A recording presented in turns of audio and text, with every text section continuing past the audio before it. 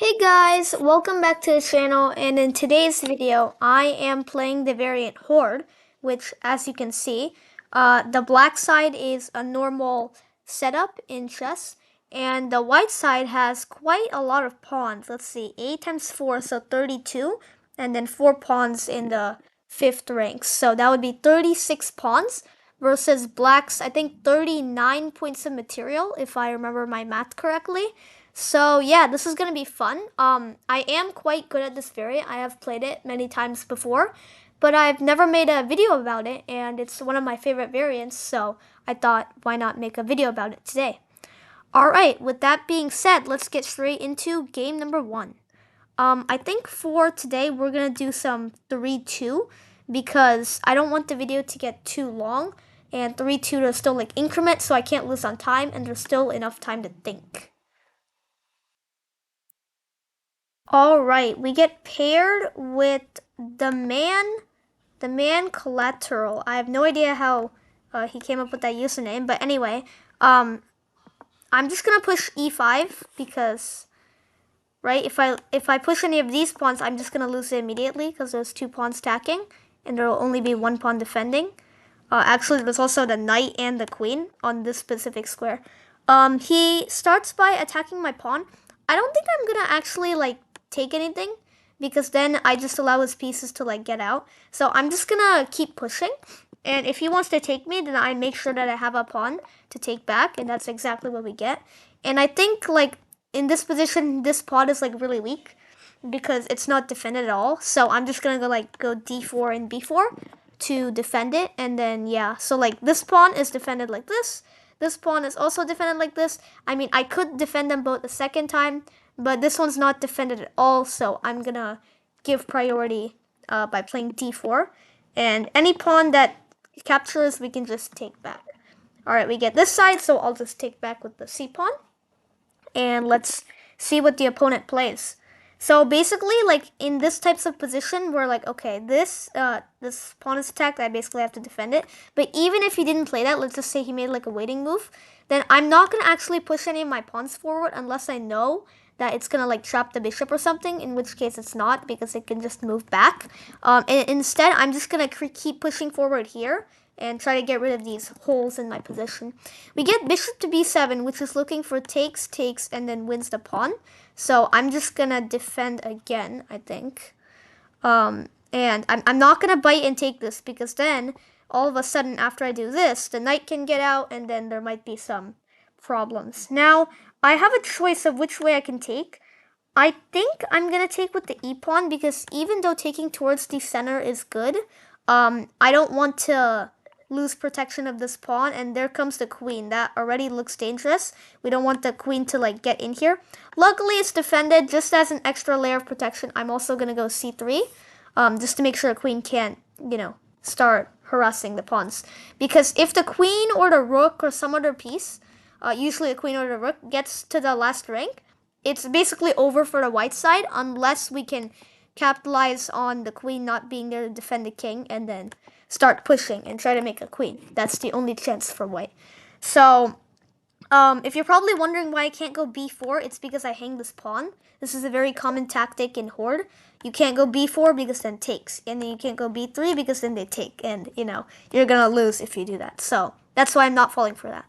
We get g6, and I could take here, or I could just leave it, but I think this is a good moment where I should actually push my pawn instead of just ignoring it, because this way I take a lot of space in black's position, and it starts to feel really cramped because this bishop is actually like not movable right now. There is this sack for the bishop, and after I take that pawn is pretty weak because it's not defended at all. But I think I can just go d4 even if I can't play b4, right? Because of this, I can still play d4 and I will be fine. So I'm not too worried about that. We get h6. Now I don't want to take this because then this pawn is kind of vulnerable, and I also allow the opponent to get out. If the opponent takes, I think I'll just recapture with my h-pawn. So I'm just going to continue by going e4, reinforce this pawn once, and then I'm just going to continue moving my pawns, unless they go there, of course, in which case I will take back so that I don't lose any pawns. And I'm just noticing this, but surprisingly, we're actually up on time, which is quite nice actually, because usually in these types of videos I talk a lot because I'm explaining everything I'm saying, and obviously the opponent isn't doing that, or maybe they are, but they probably aren't.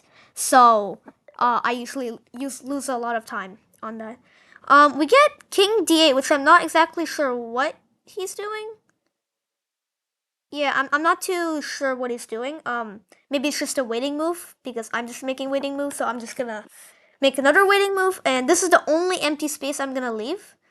I'm not gonna move because again, b4 and we drop the pawn, b3 and we drop the pawn, and all of a sudden the queen is gonna get over here and start gobbling the pawns.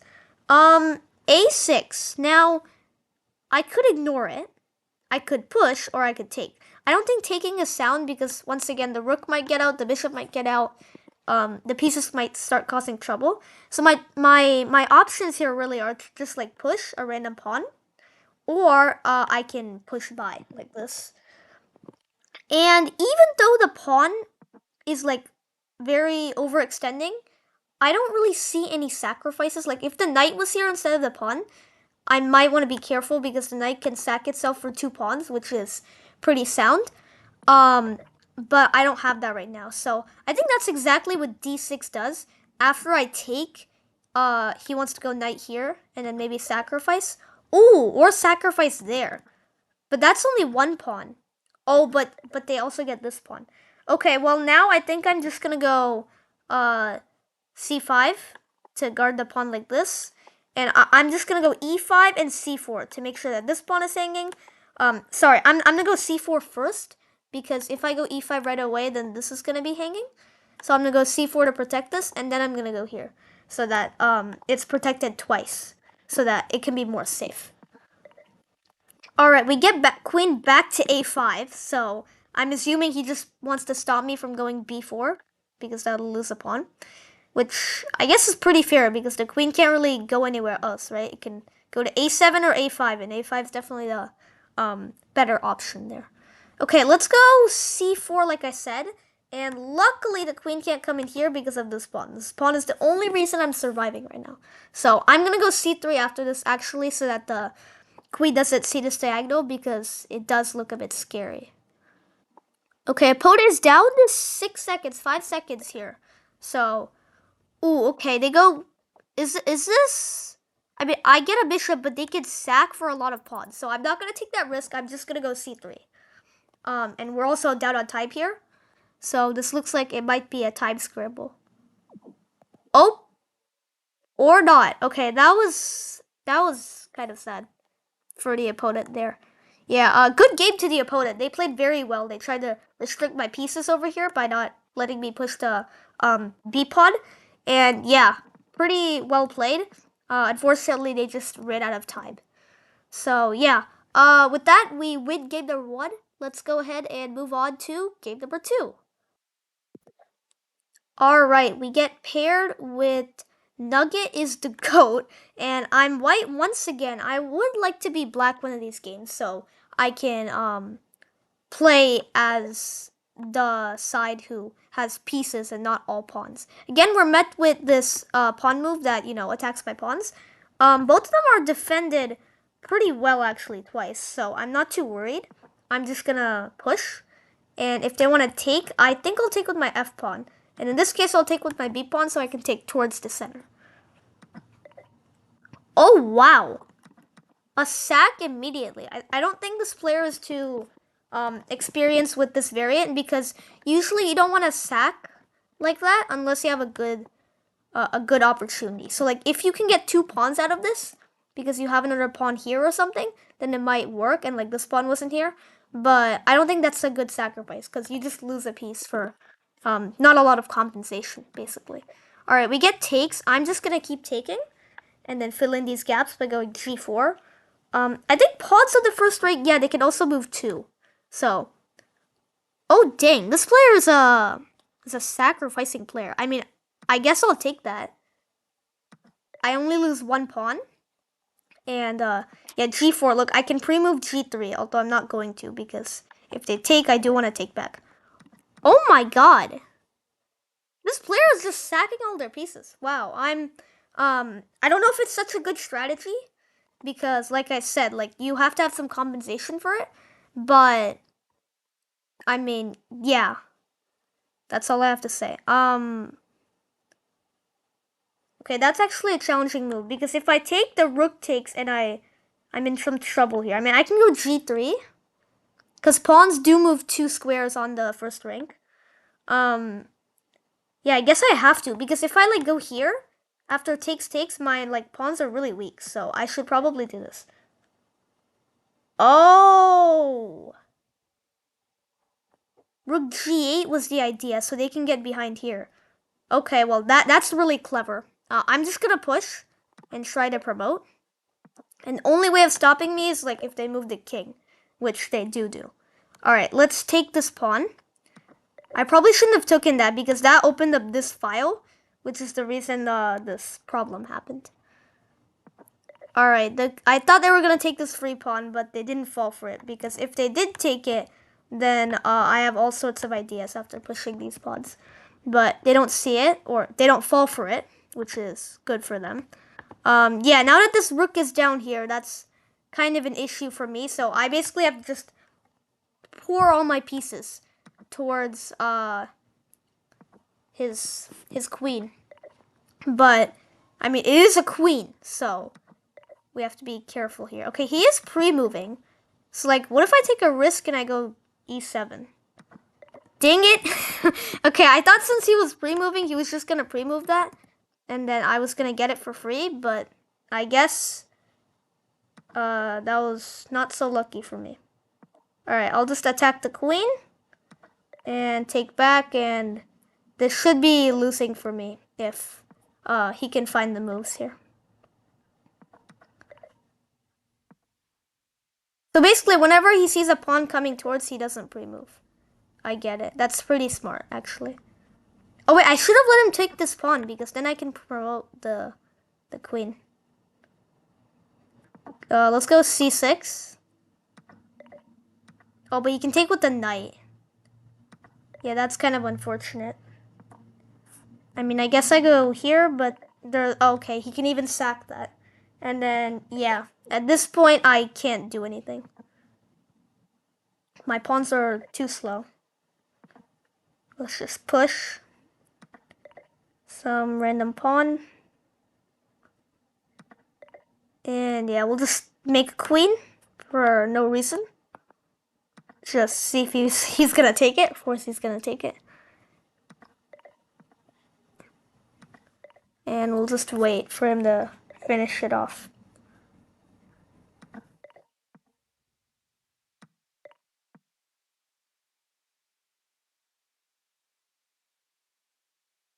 All you gotta do is move your queen. Okay, he's not gonna even move the queen. Look at this guy. He knows he can win this, so he's not gonna even move the queen. I don't know if a stalemate counts as a win or a... Oh, wait a minute here. Wait a minute. I think this guy got a little cocky. Because he let me get a queen by not taking. Oh, wait a minute. I can make this a draw now. Like, he was totally winning. No kidding. He was, like, absolutely winning here. Like, all he had to do was just take this pawn. Let me queen. Maybe stalemate is a draw? I thought stalemate was a win for the black player, but I'm not sure. Wait, I might be actually able to draw this now. I mean, I can't win. Because there's no way I can checkmate with one queen. But black wins by taking all of white's pawns and promoted pieces. Oh, so I can't like give up my queen for the rook because then they can take my last piece and they win. So I just have to keep checking and then it's gonna be a draw. I hope. That's what I'm assuming.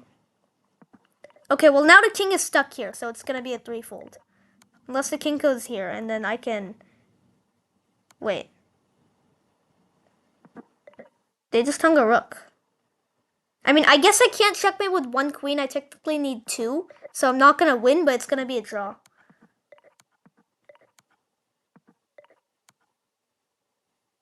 Yeah, they were completely winning there. They just got a little cocky. All right, with that, we draw the second game. Actually, I think this might be one of the few times I've actually drawn this game.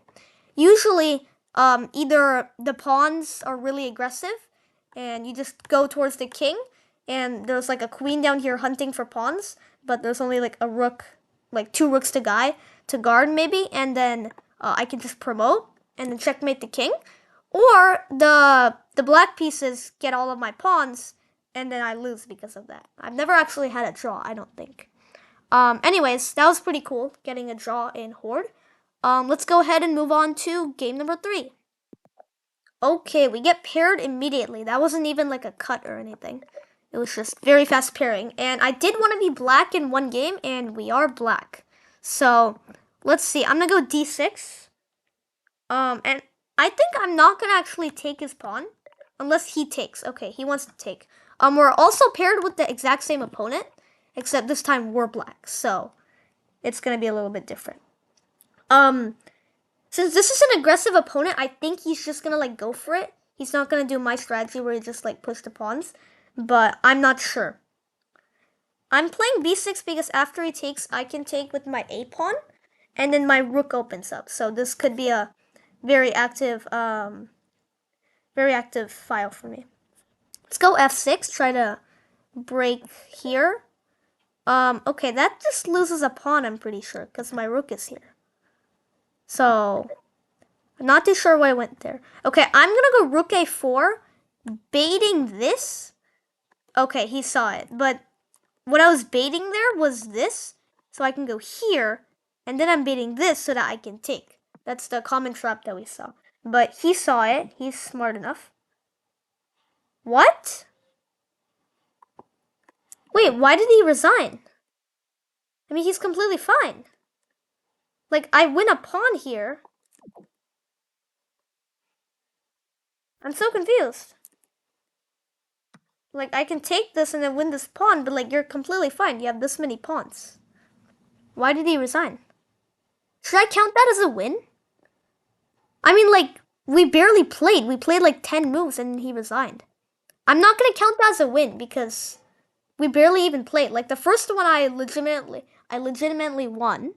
The second one, he was winning and then he got cocky and then made a draw.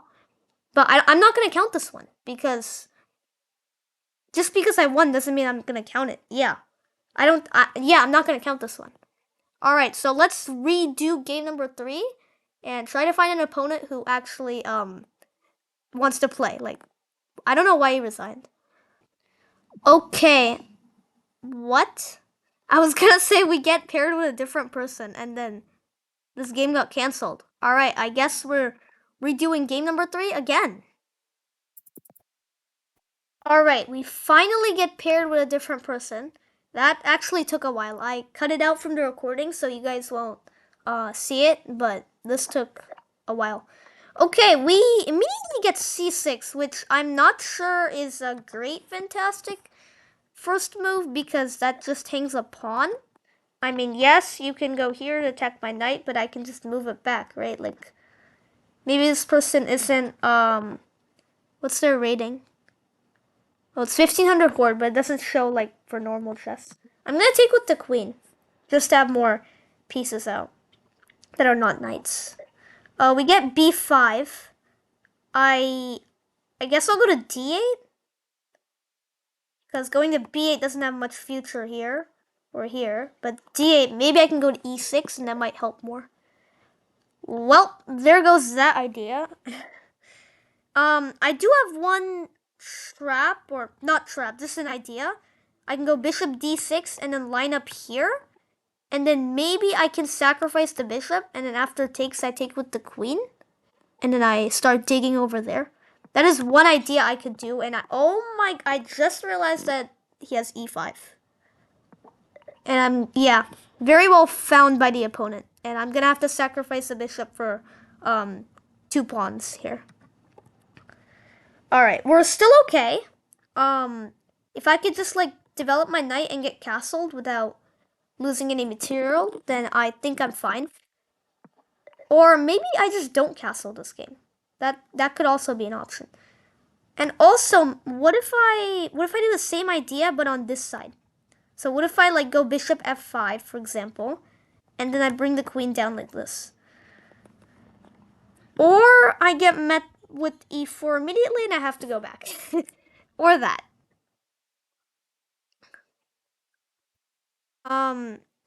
Yeah, my plan right now is just to go, ooh, that hangs a pawn. Yeah, I think my opponent is just good at like seeing tactics. Like they saw this fork here, but they're not so good at like, you know, playing moves that don't hang pawns, which is fine. It's a thing to improve on. No shame in that. Yeah, I still do have the sack, and the opponent blocks it off. Nice, because if I did sacrifice here, after takes and takes, then I'm threatening to go down here. And if they go g2, then I take on h2, and then I get in that way. So this was basically the only move that doesn't lose. Maybe I should go c. Okay, I'm not really sure why they're doing this. They're just hanging free pawns. Like you can just push here, right? Yeah, like that. Why did they have to hang a pawn? That's kind of weird, isn't it? Like, you like see this tactic of like sacrificing the bishop and you block it off, but you just hang a pawn. Like that's free, right? So, not really sure. I'm just gonna castle. We get attacked. I'm thinking of where I should go. I can't like go to c5 because this just traps my knight. And f8 just looks terrible. g5, then this also traps my knight. Or does it? No, it doesn't. I can take here. Yeah, actually g5 is fine because if here, then I can take on e4. And if h4, then I can... Oh, actually it does h4. Okay, the opponent doesn't see it though. The opponent is trying to, I don't know, counterattack the queen over here, but my queen has a lot of space to run over here, so I think I'm more focused on the knight. I'm gonna go f6 so that my knight has some breathing room over here, and yeah, that's it. Oh wait, but this is free now. Oh, but he can still trap my knight. What am I doing? They can still trap my knight. That traps my knight, right? Oh, wait, I should have gone h6 because they didn't see it anyway, but like, since I played f6, this is gone. So I should have gone h6 so that I could have moved my knight here. But they don't see that anyway, and I think the pawns are overextending too much. So I can sacrifice my knight here, and then, right, because now if they attack my knight, I can also move it back here. And I have a knight, a bishop, and a queen that are sort of making sure the pawns don't overextend too much. Like in this position, I would just like, if I was playing white, just tip, I would just like move some of my pawns, maybe attack the knight, guard the pawn, maybe attack here, you know, do these kinds of moves. A5 is just like overextending. So I don't want to talk too much because again, I'm getting low on time, but I just don't want to extend too much because then your pawns are going to be harder to defend. So that's all I'm trying to say. Okay, we get g4 from the opponent. I don't know. I guess I'll go to e4, attack this pawn. It's pretty easy to defend. You can just go g2. But, ooh. That just hangs a pawn, I'm pretty sure. I do only have 20 seconds, though. So even though I got my bishop to the last rank, I can't really celebrate yet. Because the bishop is not like a rook or a queen, right? So it can't, like, take these pawns. In fact, my bishop is actually like mostly trapped right now. It can only move. I mean, I can sack it here. You know what? Actually, let's do that. Let's sack the bishop here, and then maybe get the rook to go gobble the pawns, and then we'll have a rook and a knight, and maybe a queen. Or we can sack here. I know I'm getting a little crazy with all the sacrifices, but I think there's less pawns enough that I can get my queen out here, and the rook and the knight and these pawns can stop it. Because like if there was a bunch of pawns here, like I don't know, tens or you know, a lot of pawns here, in these empty spaces, then they could be coming forward and get to my king, and I'd have to like sacrifice my rook. But since most of the pawns are like here, I think I can gobble them up faster than my opponent can make any real progress trying to get to my king. Because most of the pawns are still behind. They're all stuck over here. So, that's what I'm going to do. And I only have 20 seconds, but there's not a lot to talk about anymore because I'm literally just grabbing the pawns that I want to be careful there because that would actually hurt. If I had just taken the pawn, and there's no way to stop it because this is covered and this is also covered. So I have to move the king and then they promote and I move out of the way. I have 6 seconds. Okay, oh god. I have to stop talking now, actually. Because I'm not gonna lose this game on time. That would not be good. Alright, let's take. And if you're wondering why I'm not like explaining anything right now, all I'm doing is just taking every pawn. That's literally my goal. There's nothing else I can like explain right now. Alright, let's take this one. And actually, wait, let me take that free pawn. And take this. You can hear the noise. Every time it goes below 10 seconds, it makes that noise. I don't know if a stalemate is a win or not, so I'm gonna leave a legal move on the board. So, like, after this, I'm not gonna take this pawn because then queen, I take and that could be stalemate. So, if c5, which I'm very sure is what my opponent's gonna play, I think I'll take this one. Because then when it queens, I can take with the king. And then there's no way of stalemate because this pawn can still move. Yeah, there we go. Because I'm not going to take any chances to see if stalemate works or not. Alright, there we go. With that, we do win the makeup game number 3. And if you count the one before us, then number 4, I guess. That was a lot of fun. I had fun playing this variant. It is one of my favorite variants. And we got 2.5 out of 3 or 3.5 out of 4, depending on whose perspective you support and what you think. Good game to the opponent. That was really fun. All of the games were pretty nice. And I think in the second game, my opponent just got a little bit cocky, extended too much, did too many pre-moves. If they had just not slipped up and not let me get a queen there, they definitely would have won that. Thank you guys so much for watching. I hope you enjoyed this as much as I did. Please let me know in the comments how it was. And if you didn't enjoy it that much, then what I should do instead.